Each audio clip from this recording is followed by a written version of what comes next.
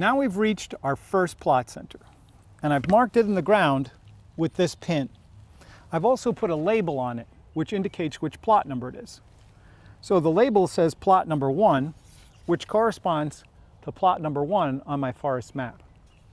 This is important because when I collect information here, I'm going to want to be able to check that information, and I may want to come back and visit the same place in the forest. This enables me to come back if I need to get more information. Okay, so the next thing to do is to explain how fixed radius plot sampling works. So fixed radius plot sampling is basically making a circular plot in the woods. It's taking an area of the forest that's circular in shape, and we're going to count and measure the trees in that area.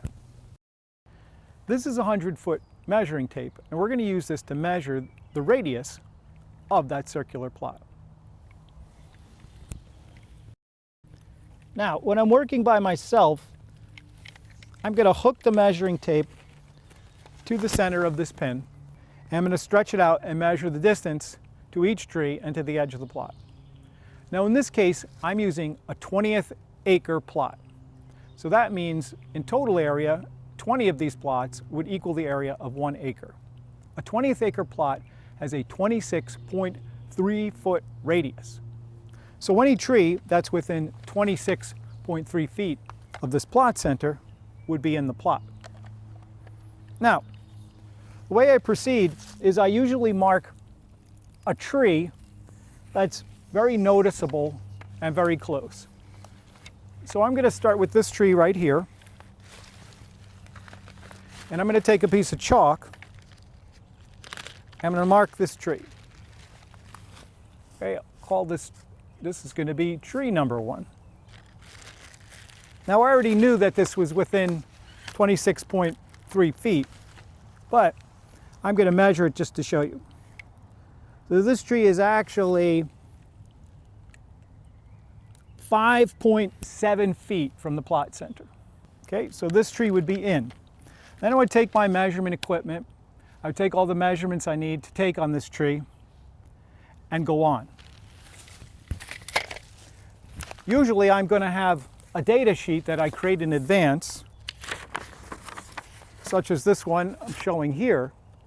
And this data sheet will have all the numbers that I'm going to collect, all the measurements I'm going to take on the trees, things like that. So I'll have a list, tree number 1, tree number 2, tree number 3, etc., of all the trees that were on this plot. Okay, so I've showed you a tree that's clearly in. How do we know which trees are in and which trees are out? So let's find a tree that's not in. So I'm just going to walk back until I'm 26.3 feet away. So 26.3 feet is right here.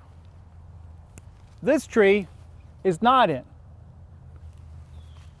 So I'm going to make my way around the circle, and I could go clockwise or counterclockwise. And I'm going to check each tree. This one's exactly 26.3. That's what we call a borderline tree. This is a tree that's half in and half out of the plot. So if a tree's half in and half out, we have two choices. We could measure it and count it as half a tree, or a simple rule is to measure every other borderline tree. So I would measure this one, but the next time I had a tree on the edge of the circle, I wouldn't measure that one. In another video, we talked about a laser rangefinder. A laser rangefinder is a tool that enables us to bounce a laser off something and determine its distance. Well, what I can do with the laser rangefinder is I can stand over the plot center, and then I can point it at a tree. I could shoot the laser at the tree, and it'll tell me how far away it is. This tool stops us from having to drag the measuring tape through the forest, which sometimes gets tangled up, and it gives us a more efficient way of measuring the distances to the trees. Now basically, As I go around the circle from tree to tree, I'm going to go all the way around and count every tree and collect all the required measurements on the trees as written in whatever measurement protocol I happen to be using, which we won't discuss here. But I'm done when I go all the way around and I go back to the tree that I started with.